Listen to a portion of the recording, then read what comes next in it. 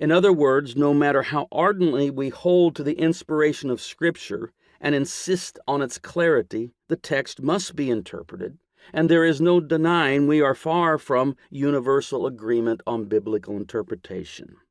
Thus it behooves us to approach the task of theological interpretation with a good deal of humility. In seeking to interpret the biblical text, with the goal of gaining insight into the nature of God, we need a way of positioning ourselves within Scripture. We need to locate an interpretive center, a focal point from which we can interpret the rest of the Bible. We need to locate the heart of the Bible. As a Christian, I have a ready and what seems to me obvious location for the heart of the Bible, the cross. In the Christian gospel, everything leads to the cross and proceeds from it.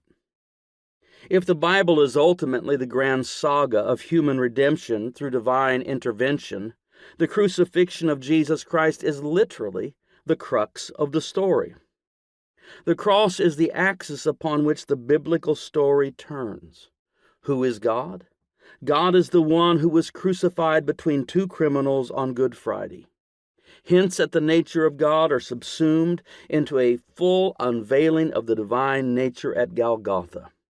On Good Friday, the true nature of God is on display in Jesus of Nazareth crucified. God is the crucified one.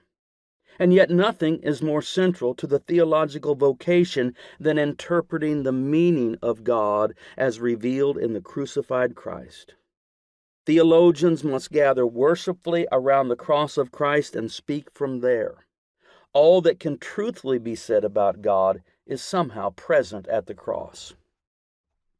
Yet I suspect that what can be said about God revealed in the crucified Christ is as infinite as God's own being.